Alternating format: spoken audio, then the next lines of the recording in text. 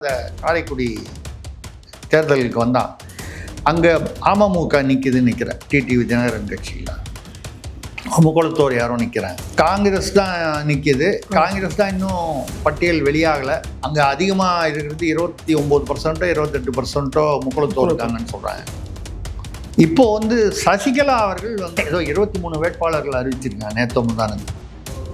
அதெல்லாம் காரைக்குடியும். இப்போ முக்குளத்தோர் வாக்கு 28-29%ங்கிறது 15-14 பிரியலன்னா கூட 20-9 22-7 ஏதோ ஒரு வகையில் பிரியும், இல்லை 25-4 கூட பிரியும். இது மாற்று வேட்பாளர்களுக்கு அங்கே ஒரு வாய்ப்பு கிடைக்கிறது. சீமானை பொறுத்தவரை பார்த்தீங்கன்னா, சீமான் நாம் தமிழர் கட்சி தலைவர் என்ற ஒரு நிலையில் இருப்பதால் சீமானுடைய ஜாதியை பார்த்து அந்த காரைக்குடியில் ஓட்டு போடுறதுக்கான வாய்ப்புகள் கம்மி. இந்த ஜாதி ஓட்டு போடுவாங்க, அந்த ஜாதி ஓட்டு போடுவாங்கன்னு ஜாதி ரீதியான ஓட்டு அதை நம்பி அவர் நிற்பதாக தெரியவில்லை. அந்த மாதிரி ஒரேடியாக ஜாதியை நம்பி இருக்கக்கூடிய தொகுதியாகவும் அவர் தேர்ந்தெடுக்கல. காரைக்குடி ஓரளவுக்கு பரவலான இருக்கக்கூடியது. அந்த வகையில் முக்குளத்தோர் வாக்குகள் பிளவுபடுகிறது என்றால் அது சீமானுக்கு ஒரு கூடுதல் வாய்ப்பாக அமையும். அந்த தலைமை பண்பு அப்படிங்கிறத வச்சு பார்க்கும்போது 40% அவருக்கு அந்த ஒரு லீடர்ஷிப் அவருக்கு வாக்குகள் இருக்குது அப்படின்னு சொன்னால் அது என்னை பொறுத்தவரை சாத்தியம் என்பது தான். சீமானை பொறுத்தவரைக்கும் நிச்சயமாக ஒரு நட்சத்திர வேட்பாளர். அவருக்கு இருக்கக்கூடிய அந்த கருத்தியல் ஈர்ப்போ இல்லை தனிமனித கரிஸ்மா எனப்படும் ஈர்ப்போ வேறு எந்த வேட்பாளருக்கும் சாதியை இருந்தால் சாதிகளை தாண்டி பார்த்தீங்கன்னா இருப்பதற்கு வாய்ப்பில்லை. அந்த வகையில் இந்த முறை சீமான் காரைக்குடியில் வெற்றி பெறுவதற்கான வாய்ப்புகள் மிக மிக அதிகமாக தெரிகிறது. சட்டமன்றத்தில் அவர் குரல் எதிரொலிக்க வேண்டும் என்று நம்ம நிறைய பேசியிருக்கோம். அது அநேகமாக சாத்தியமாகும் போல தெரிகிறது. காரைக்குடி என்பது ஒரு ஒரு சீமானுடைய அரசியல் வாழ்க்கையில் ஒரு மைல்கல்லாக இருக்கும் என்பது என்னுடைய எதிர்பார்ப்பு.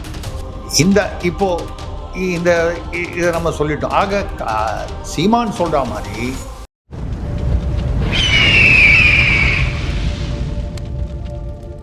அரசியல் கருத நேயர்களுக்கு வணக்கம். இன்று நம்மோடு சிறப்பு விருதான மூத்த பத்திரிகையாளர் திரிசக்தியார் அவர்கள். வணக்கம் சார். வணக்கம் சரண்ராஜ், சொல்லுங்க சார். காரைக்குடியில் வேட்புமனு சீமான் அவர்கள் தாக்கல் பண்ணிட்டார். இப்போ காரைக்குடி ஒரு ஸ்டார் கேண்டிடேட் தொகுதியாக மாறி இருக்கு. கள நிலவரம் எந்த அளவுக்கு நாம் தமிழருக்கு சாதகமாக இருக்கு அப்படின்னு நினைக்கிறீங்க? நீங்கள் சொல்றதுக்கு முன்னால் அவர் சீமான் அவர்கள் பேசிய ஒரு விவரம் சொல்ல வேண்டிய ஒரு சூழல்.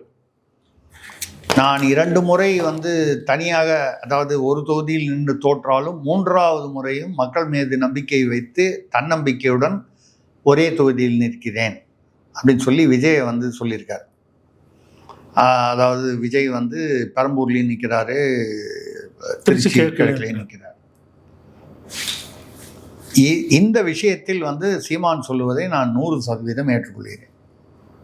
சீமான் இல்லை, இந்த கோட்பாடு அவர் சொல்லும் கோட்பாட்டை நான் 100%. ஏன்னா நான் பல வருஷங்களாக பத்திரிகையில் இருக்கும்போதே தமிழக அரசியல் பத்திரிகையிலேயே நான் கார்கோடன் கட்டுரையிலே எழுதிக்கிட்டு இருந்தேன். அது எப்படி ஒருத்தன் வாக்காளர் 2 இடத்துல பதிவு பண்ணக்கூடாது, பதிவு பண்ணியிருந்தால் இப்போ எஸ்ஐஆரில் அதை எடுத்துடுறாங்க, இப்போ இதில் எடுத்திருப்பாங்க. பட் முன்னாலேயே எஸ்ஐஆர் வர்றதுக்கு முன்னாலேயே நீங்கள் பதிவு பண்ணக்கூடாது என்பது தான் விதிமுறை. 2 இடத்துல நீங்கள் வாக்களிக்கக்கூடாது என்பது தான் விதிமுறை. அப்படி 2 இடத்துல வாக்களித்தால் அது சட்ட விரோதம். இது என்னையே அநியாயமாக இருக்குது. ஓட்டு போடுறவன் 2 இடத்துல ஓட்டு போட்டால், இப்போது உதாரணமாக நான் கொட்டிவாக்கத்தில் வீடு முதல்ல அப்படின்னு வச்சுங்களேன். கொட்டிவாக்கம் அந்த பக்கம், அது வேறு தொகுதியில் வரும். இந்த பக்கம் நான் மாறி வந்துட்டேன்.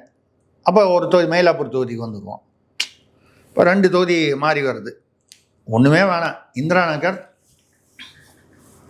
கஸ்தூரிபா நகர். இந்திரா நகரில் இருந்தால் வேளச்சேரியில் வரும், கஸ்தூரிபா நகரில் இருந்தால் மயிலாப்பூரில் வரும். ஒரு ஆள் அங்கே வீடு வச்சுருப்பார், இங்கே மாறி இருப்பார். அங்கேயும் அது இப்போ ஓட்டர் லிஸ்ட் இருக்கும், இங்கேயும் ஓட்டர் லிஸ்ட்டில் இருக்கும். 2 இடத்துலையும் ஓட்டு போடுறது ஒன்றும் கஷ்டம் இல்லைல்ல.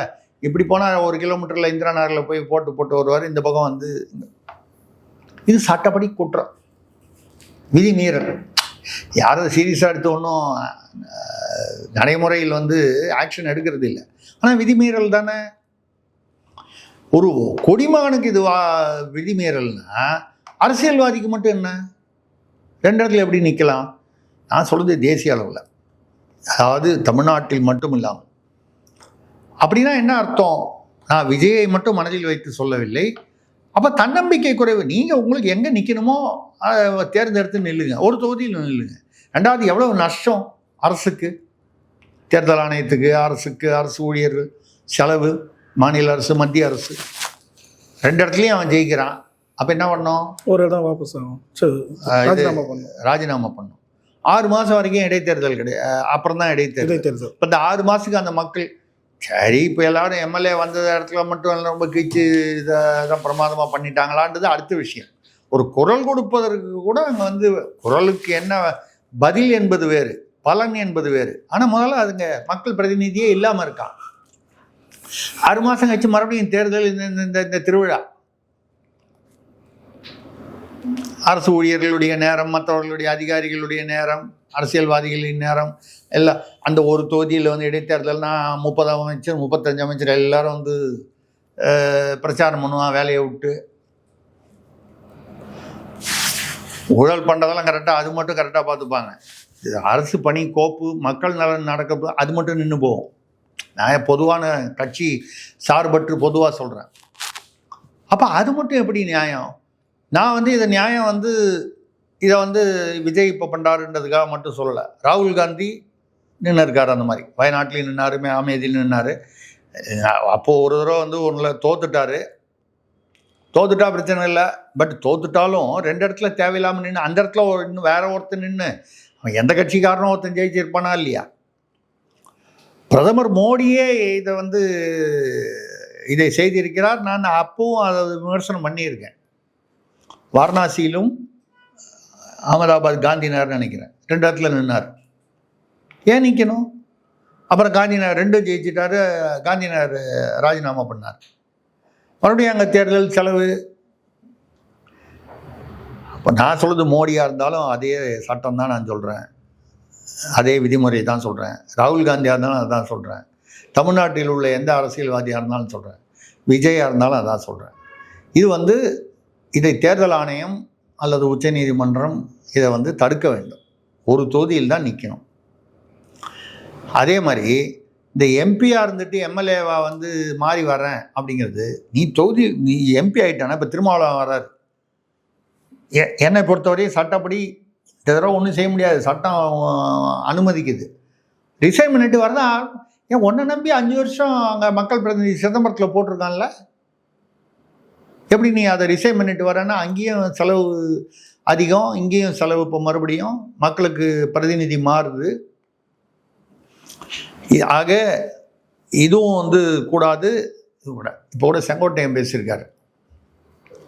9 டைம் எம்எல்ஏ இருந்தார் அவர் அதிமுகவில்.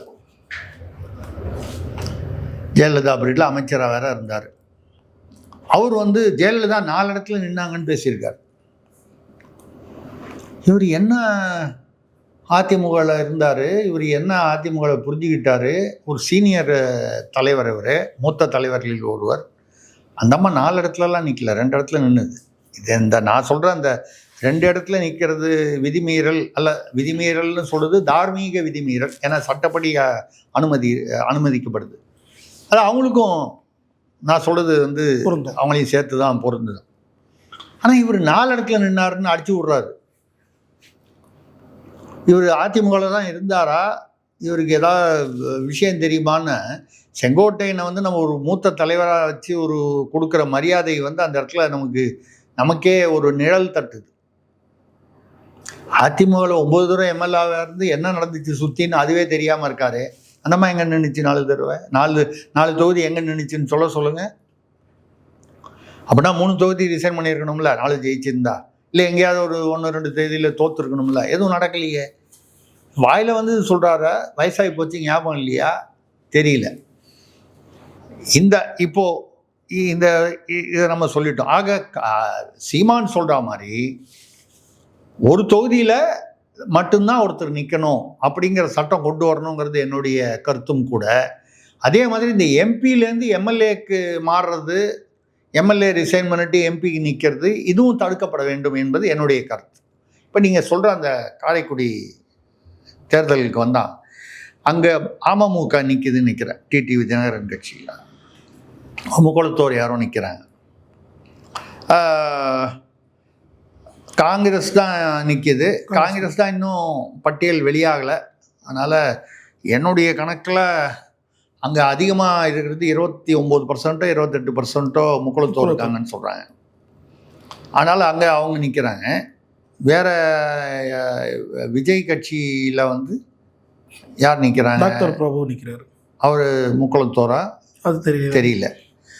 டாக்டர் பிரபுங்கிற பேரை பார்த்தா அவர் நாயுடு அந்த மாதிரி ஏதாவது இருப்பதற்கான வாய்ப்புகள் நான் ஒரு கணிப்பில் சொல்கிறேன், எனக்கு தெரியாது.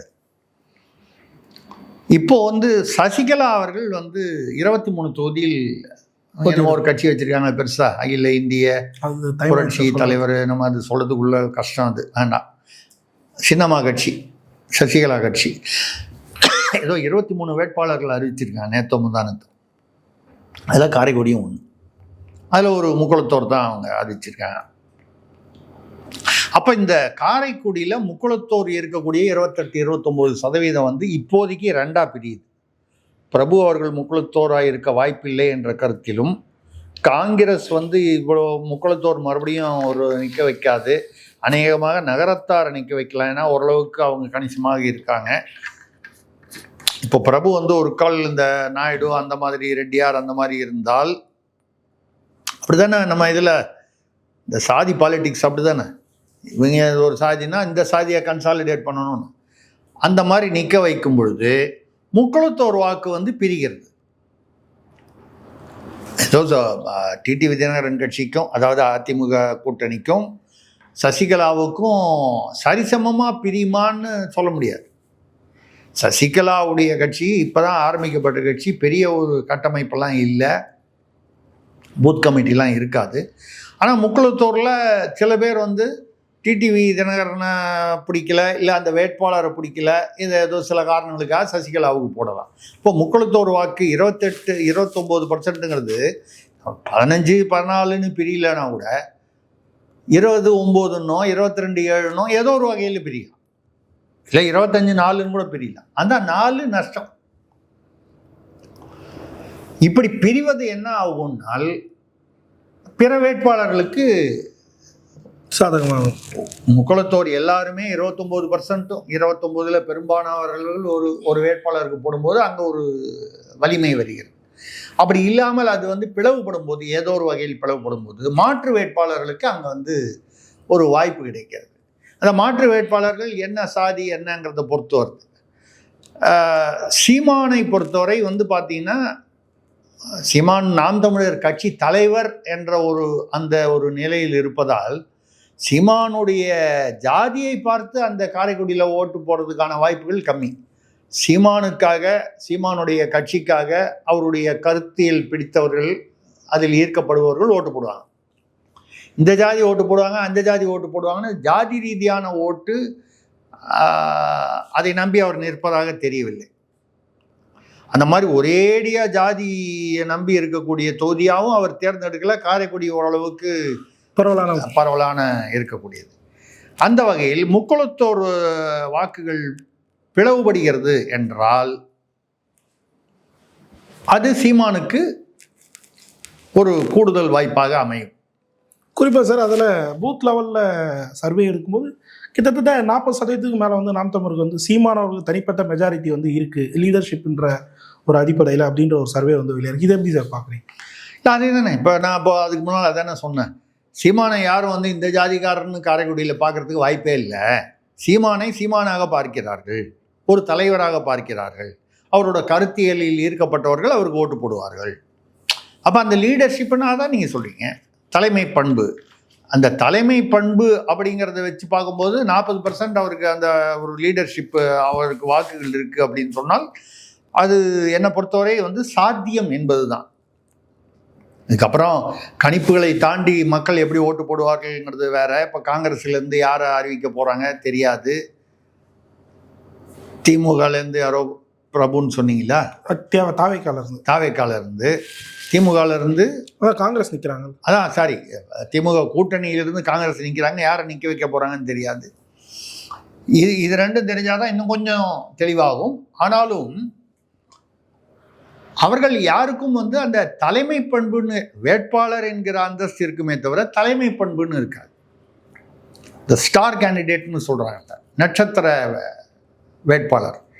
சீமானை பொறுத்த வரைக்கும் நிச்சயமாக ஒரு நட்சத்திர வேட்பாளர். அவருக்கு இருக்கக்கூடிய அந்த கருத்தியல் ஈர்ப்போ இல்லை தனிமனித கரிஸ்மா எனப்படும் ஈர்ப்போ வேறு எந்த வேட்பாளருக்கும் சாதியை இருந்தால் சாதிகளை தாண்டி பார்த்தீங்கன்னா இருப்பதற்கு வாய்ப்பில்லை. அந்த வகையில் இந்த முறை சீமான் வந்து காரைக்குடியில் வந்து வெற்றி பெறுவதற்கான வாய்ப்புகள் மிக மிக அதிகமாக தெரிகிறது. சட்டமன்றத்தில் அவர் குரல் எதிரொலிக்க வேண்டும் என்று நம்ம நிறைய பேசியிருக்கோம்.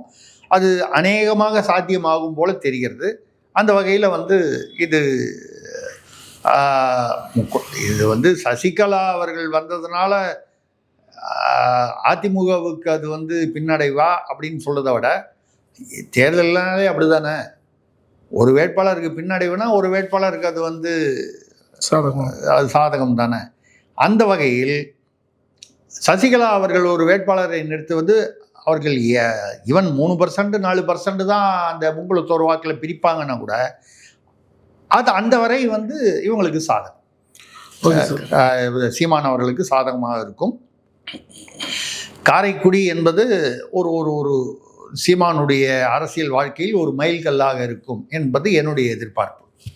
இதை தொடர்ந்து இப்போது களத்தில் வந்து நாம் தமிழர் தொடர்ச்சியாக அவங்க பிரச்சாரத்தை வந்து ஸ்டார்ட் பண்ணி போயிட்டுருக்காங்க. திமுக அதிமுக பெரிய கட்டமைப்பு வச்சுருக்காங்க, ஈஸியாக அவங்க பூத் லெவலில் போய் சென்றது அவங்களுக்கான கட்டமைப்பு இருக்குது.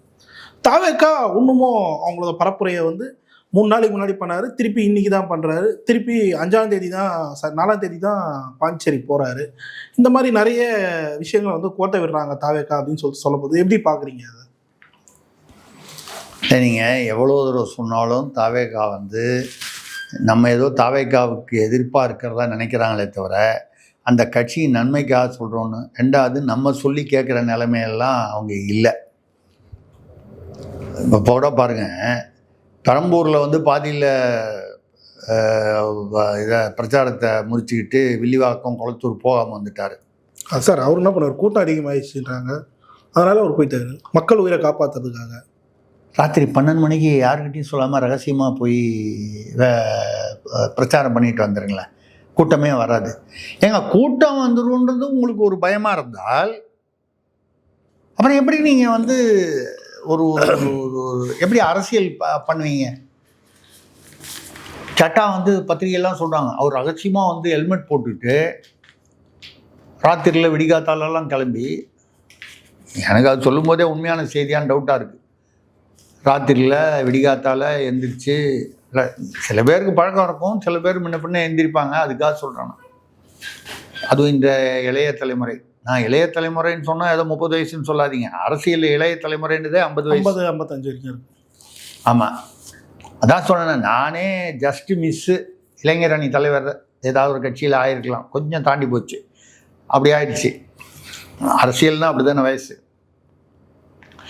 அந்த வகையில் இவர் வந்து ஹெல்மெட் போட்டுட்டு டீ கடைக்கெல்லாம் போகிறாராம். அந்த எக்ஸல்லையா ஒரு எக்ஸல் கணக்கு காட்டியிருக்காங்க, அதுலையா? இல்லைங்க, அது என்னமோ ஒரு ஏதாரா இந்த மாதிரி ஏதோ ஒரு ஸ்கூட்டி ஒன்று இருக்கா? இல்லை, எக்ஸல் தான் கணக்கு காட்டினாங்க, டிவிஎஸ் சூப்பர்.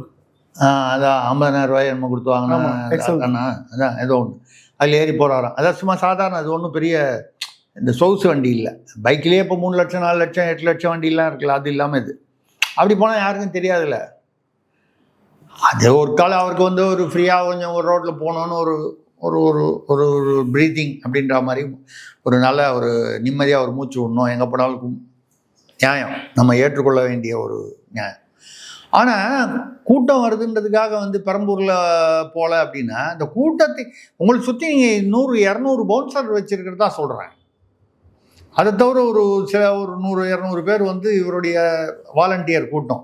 அந்த வாலண்டியர் கூட்டம் பூரா மக்களை கட்டுப்படுத்துவதற்கு பதிலாக, பார்வையாளர்களை கட்டுப்படுத்துவதற்கு பதிலாக தொண்டர்கள்னு வச்சுங்க, இவரை சுற்றி தான் நிற்கிறாங்க. இவங்களே என்ன பண்ணுறாங்க, வாங்க வாங்க ஃபோட்டோ கிட்ட அவர் நிறுத்தினோடனே வாங்க ஃபோட்டோ எடுக்கலாம் நீங்கள் வாங்க கிட்ட வாங்க. அவன் ஏற்கனவே வந்து ஏறி குச்சி வரவன், தள்ளி விட்டு வரவன், அந்த மனநிலையில் இருக்கான். வாங்கன்னு கூப்பிட்டா அவனே வெறி பிடிச்சா மாதிரி வர்றான். அப்போ அந்த இடத்துல ஒரு நெரிசல், ஒரு தாக்கு பிடிக்க முடியாத ஒரு நிலை. பெண்கள் இருக்காங்க, அதில் வந்து மூதாட்டிகள் இருக்காங்க, ஆண்கள்லேயே கொஞ்சம் முடியாதவங்க இருப்பாங்க, மாற்றுத்திறனாளிகள் இருப்பாங்க, பலகீனமானவர்கள் இருப்பாங்க. ரெண்டாவது எவ்வளோதான் பெரிய ஹீமேன், அது பேர் என்ன, சூப்பர் மேனாக இருந்தால் கூட 4 பேர் சேர்ந்து ஒரு அமுக்குனான்னா என்ன சினிமாவா என்ன? ஒரு ஆள் வந்து 50 பேர் அடிக்கிறதுக்கு 4 பேர் சேர்ந்து ஒரு ஆள் மேலே விழுந்து அழுத்தினா மூச்சு விட முடியாமல் தான் போகும், அவன் எவ்வளோ பலசாலியாக இருந்தாலும். இப்படிப்பட்ட சூழ்நிலைகளை அவர் வந்து விரும்புகிறாரா, விரும்பி வரவேற்கிறாரா, அதன் மூலம் வந்து பாரு அப்படின்னு சொல்லி ஒரு பெருமை, அவர் ஒரு ஈகோனால் அந்த பெருமை, பாரு என்னை பார்த்து எல்லாரும் என்கிட்ட ஃபோட்டோ எடுக்கணுன்றதுக்காக உயிரை கூட தயாராக இருக்கான் அப்படின்னு ஒரு எண்ணம் மக்களுக்கு வருகிறது. அவருடைய தொண்டர்கள் வாக்கு மட்டும்தான் அவருக்கு போகுமே தவிர பொதுமக்களுடைய வாக்கு அவருக்கு வருவதற்கு வாய்ப்பில்லை பெருசாக. ஏன் பொதுமக்களை என்னையா இருந்தாலும் இதை கூட கட்டுப்படுத்தாமல் இவ்வளோ உயிர் போனதுக்கப்புறம் கூட இப்போ நீங்கள் 40 கரூரில் நடந்ததுக்கு அப்புறமும் சரி, அதுக்கப்புறம் இந்த நிர்வாகிகள் கூட்டம் 4900 பேர் சொல்லி எல்லாம் கடைசி நிமிஷத்தில் உள்ளே பூந்துட்டா மற்றவன்லாம். பெரம்பூர்லேயும் உங்களுக்கு வந்து குளத்தூருக்கு போக முடியல, வில்லிவாக்கம் போக முடியல, கேன்சல் பண்ணிட்டு வரீங்க.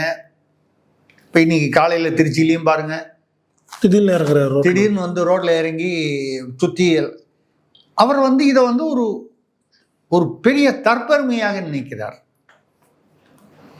என் ரோட்டில் வந்து திடீர்னு இறங்க வரக்கூடிய வேலை இல்லை, இறங்குனா அதை சுற்றி கும்பல் வரும், அதனால் ஒரு குழப்பம் வரும்னு தெரியும்ல. அதெல்லாம் மேலே பக்கத்துலேயே பிரிட்ஜு பார்க்குற ஆர்வத்தில் எகிரி குடிச்சிட்டானுங்களா நான் பண்ணுறேன். நீங்கள் இறங்காமல் இருந்த போதே கரூரில் 41 உயிர்கள் போச்சு இல்லையா? அது கூட வந்து இப்போது மீடியாலலாம் வருது. போலீஸ் காவல்துறையிலேருந்து என்ன சொல்லியிருக்காங்கன்னா, ஏன் வந்து அவருக்கு நெரிசல் வருது காரணம்னா காவல்துறை, அதாவது திமுகவுக்கு அரசில் உள்ள காவல்துறை வந்து அவர்கள் மீதும் குறைபாடுகள், தவறுகள், ஒரு கால் மேலிட அழுத்தங்கள் இருக்கலாம், இருக்கும். அதனால தான் செந்தில் பாலாஜி சிபிஐ விசாரணை கூப்பிட்டாங்க, அதெல்லாம் நடக்குது. நம்ம அதுக்குள்ளே போய் இவங்க ரைட்டு அவங்க தப்புன்னு சொல்கிற இது நமக்கு இல்லை. ஆனால் அதே சமயத்தில் தமிழ்நாடு காவல்துறை சொல்கிறது எல்லாமே பொய் அப்படின்னு சொல்லி நம்ம வந்து அதை வந்து புறந்தள்ளி விட முடியாது. அவங்க என்ன சொல்கிறாங்க, முன்னால் 2 மீடியா வண்டின்னு அனுப்புகிறாங்க, அந்த 2 மீடியா வண்டி வந்து வேணும்ட்டு மெதுவாக போகுது, தாவேக்கா ஏற்பாடு பண்ண வண்டி. மீடியா வண்டியை வேகமாக போக சொன்னால் போக மாட்டேன்றான் போலீஸ்காரன் சொன்னாலும். சரி, இந்த டிரைவரை, அதாவது அந்த பெரிய பஸ்ஸு கேரவன், அதில் வரவர் வந்து 6 அடி அவங்க வேகமாக போட்டோன்னா இவன் 6 அடிக்க மாட்டேன்றான். அப்போ என்ன, வேண்டுமென்றே மெதுவாக போய் கூட்டம். இப்போ ட்ரோன் ஷாட்டில் காமிக்கும் போது பார்த்தீங்கன்னா, இப்போ கூட நேற்று பார்த்தீங்கன்னா அந்த பெரம்பூர் இதில் ட்ரோன் ஷாட்லாம் பார்த்தேன் நானும். மேலேருந்து பார்த்தா ஒரு குறிப்பிட்ட அந்த ஒரு வட்டத்துக்குள்ளே தான் நெரிசல் அதிகமாக இருக்குது, அந்த பக்கம்லாம் காலியாக இருக்குது. அப்போது இந்த நெரிசல் வந்து இல்லை அடர்த்தியான கூட்டம், நெரிசல்னு அடர்த்தியான கூட்டம் வந்தால் நெரிசலுக்கு வாய்ப்பு இருக்குது. இந்த அடர்த்தியான கூட்டம் என்பது இயற்கையாக வந்த கூட்டம் இல்லை, வரவழைக்கப்பட்ட கூட்டம், தானாக சேர்ந்த கூட்டம் இல்லை. அதாவது ஒரு 100 பேர் இந்த மேஜை பூரா பரவி இருந்தால் நெரிசல் இல்லாமல் மூச்சு விடுற மாதிரி இருக்கும். நீங்கள் இவ்வளோடைய இடத்துல அதை வந்து நீங்கள் வந்து ஒரு சின்ன இடத்துல 100 பேரையும் அடக்க நீங்கள் ஒன்றா சேர்த்திங்கன்னா நெரிசலோ ஒரு அடர்த்தியான ஒரு இதுவோ ஒரு மூச்சு விடக்கூடிய இதுதான் வரும்.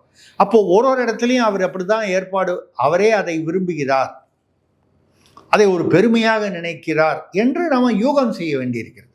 இல்லைன்னா ஒரு இடத்துல ஒரு தவறுன்னு தெரிஞ்சு நடந்ததுக்கப்புறம் மற்ற இடங்களில் அதே தவறு செய்யாமல் இருப்பார் இல்லையா? மறுபடியும் அப்படி தான் நடக்குதுன்னா அப்போ அந்த தவறு வந்து அறியாமையில் செய்தது என்று எப்படி எடுத்துக்கொள்வது?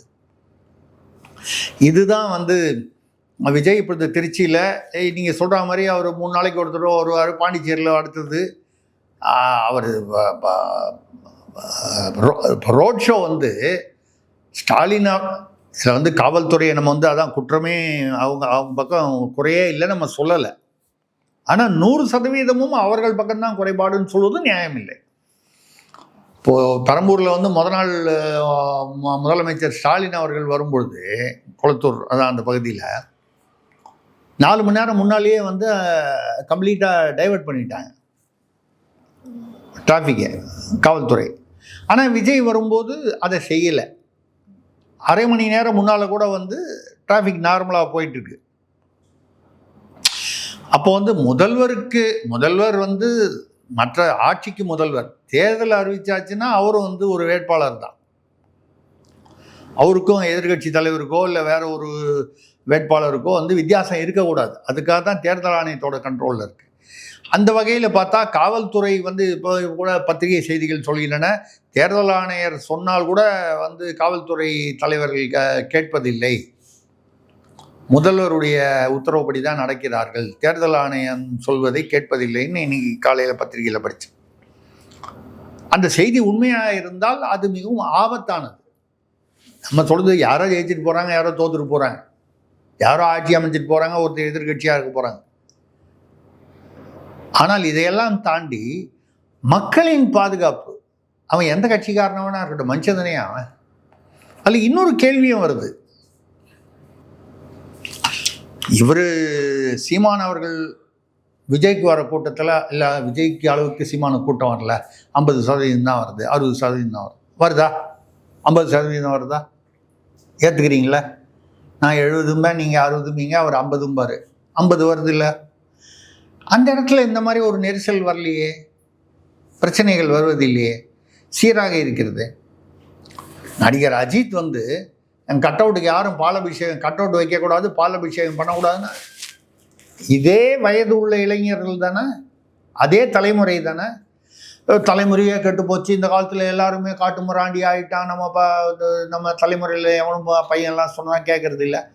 இவங்கெல்லாம் மட்டும் என்ன வேறு என்ன ஈரான்லேருந்து ஈராக்லேருந்து வந்தாங்களா? அஜித்துடைய ரசிகர்களோ சீமானுடைய தொண்டர்களோ வெளிநாட்டிலிருந்து இறக்குமதி ஆனார்களா? நம்ம தமிழ் சமுதாயம், தமிழ்நாட்டில் உள்ளவர்கள் தானே, இதே சமுதாயம், இளைய தலைமுறை தானே. அஜித் கட் அவுட் வைக்காதனா நிறுத்திடுறான், பால் ஊற்றாதறான்னா நிறுத்திடுறான், ரசிகர் மன்றத்தையே கலைச்சிடு, தேவையில்லை, மறுநாளே கலைச்சிடுறாங்க, எங்கேயும் வந்து இது பண்ணுறதில்லை. அதே மாதிரி விஜய் தேவையில்லாமல் வந்து விஜய் படம் வந்துச்சு, அஜித் படம் வந்துச்சுன்னா அந்த கிளாஷ் வரும், அவங்களுக்கு மோதல், இது தவிர்க்கப்பட வேண்டும் சொன்னால் நிறுத்துறானே. இதே தலைமுறையை சேர்ந்த இளைஞர்கள் தமிழ்நாட்டில் அஜித் சொன்னால் கேட்குறாங்க, சீமான் சொன்னால் கேட்குறாங்க, விஜய் சொன்னால் கேட்க மாட்டாங்களா? அப்போது ஒன்று விஜயிடம் வந்து இயலாமை இருக்கணும், இல்லை இப்படி நடப்பதை அவரே விரும்புகிறார் என்று அர்த்தம். முதல்ல சொன்னது குறைபாடு, ரெண்டாவது சொன்னது ஒரு கால் உண்மையாக இருந்ததுன்னா அவரே இதை விரும்புகிறார் என்றால் ஆபத்தானது, பேராபத்து. அதனால் முன்னாளைக்கு ஒரு தடவை அரசியல்வாதியை வெளியில் வராரு, நம்ம கூட முன்னாலேயே நம்ம அரசியல் கார்டனில் பேசியிருக்கோம். இவர் நான் முதல்வர் ஆனாலும் சொல்கிறாரு. முதல்வர் ஆனார்னா இவர் அநேகமாக சனிக்கிழமை ஞாயிற்றுக்கிழமை மட்டும் காலியாக இருக்கும்போது இதுக்கு கோட்டைக்கு வந்து போய் உட்காந்துட்டு, யாரும் வராத போது போய் உட்காந்துட்டு ஒரு கோப்பு பார்த்துட்டு வருவாரா, இல்லை ஒரு கால் செக்ரட்டேரியட்டையோ வந்து பனையூருக்கு மாற்றிடுவாரா? ஏங்க இந்த தூய்மை பணியாளர்கள்லாம் அங்கே தான் வந்து டீ குடிக்கணும்னு கூப்பிட்டாரு, வெள்ள நிவாரணம் அங்கே தான் எல்லாரையும் கூப்பிட்டு கொடுத்தாரு, ஒரு 50 குடும்பமோ என்னமோ. எதுவாக இருந்தாலும் பனையூரில் தான் வச்சு பண்ணுறாரு. ஏதாவது ஒருனா பக்கத்தில் பனையூரில் பக்கத்துலேயே ஒரு 5 ஸ்டார் ஹோட்டலில் வச்சு பண்ணுறாரு. இஃப்தார் இருந்தால் அது ஒரு 5 ஸ்டார் ஹோட்டலில் வச்சு பண்ணுறாரு. இப்படி ஒரு 5 ஸ்டார் கட்சி எவ்வளோ நாள் நீங்கள் நடத்த முடியும்? உங்கள்கிட்ட இருக்கிற தொண்டர்களை ஒன்று நீங்கள் கட்டுப்படுத்த விரும்பவில்லை அல்லது கட்டுப்படுத்த முடியவில்லை. என்னை பொறுத்த வரைக்கும் ரெண்டும் மோசம். இப்படிப்பட்ட தொண்டர்களை வைத்துக்கொண்டு 5 ஸ்டாரில் தான் நீங்கள் வந்து ஹோட்டலில் தான் விழா நடத்துவீங்க, ஒரு கூட்டம் நடத்துவீங்கன்னால் இந்த 5 ஸ்டார்காரன் ஹோட்டல்காரன் பாவம் தானே. அவன் வயிற்றில் புளியை கரைச்சிக்கிட்டு உட்காந்துருப்பான்ல. இவங்களுக்கு கூட்டத்துக்கு இவங்க கொடுக்குற வாடகையும் போதும் நமக்கு என்ன டேமேஜ் வரும்ன்ற பயத்தில் விஜயை பார்த்தாலே வந்து வணிக நிறுவனங்களோ ஹோட்டல்களோ வந்து அலறி ஓடுற அளவுக்கு இப்படிப்பட்ட ஒரு சூழல் தான் வந்து விஜய் கட்சிக்கு இருக்கிறது. அதை அவர் உணர்வாரா என்றால் இதுவரை கரூரிலிருந்து தொடர்ந்து நடைபெறுவது எதையும் பார்த்தால் வந்து இதுவரை உணர்ந்ததாக தெரியவில்லை. இனிமேலாவது உணர்வார் என்று நாம் எதிர்பார்க்கலாம், அவ்வளோதான் நம்ம சொல்ல முடியும். ஆனால் இந்த ஒளிந்து விளையாடி இந்த என்ன சொல்கிறது ஹாட் அண்ட் கோல்டுன்னு சொல்லுவாங்க, இந்த ஓடி பிடிச்சி விளையாடுற மாதிரி 3 நாளைக்கு ஒரு தடவை வீடியோவில் வருது ரோட் ஷோ. ரெண்டாவது எதுக்காக வந்து நீங்கள் இந்த இறங்கி வந்து மேலேருந்து இறங்கி வந்து ஒரு 5 நிமிஷம் கீழே நிற்கிறது, உடனே கும்பல், அங்கே நெரிசல், அப்புறம் திருப்பி மேலே போய் ஏறுறது எதுக்கு? அப்போ வம்ப விலை கொடுத்து வாங்குற மாதிரி இல்லை ஆகுது இது. அதாவது மக்களுடைய, அது மக்கள்னு சொல்கிறது யார்? பொதுமக்கள் கூட கம்மி தான், இவருடைய தொண்டர்கள். என்னுடைய தொண்டர்களுடைய உயிருக்கோ அவருடைய வாழ்வுக்கோ வந்து அதை பற்றி எனக்கு கவலை இல்லை.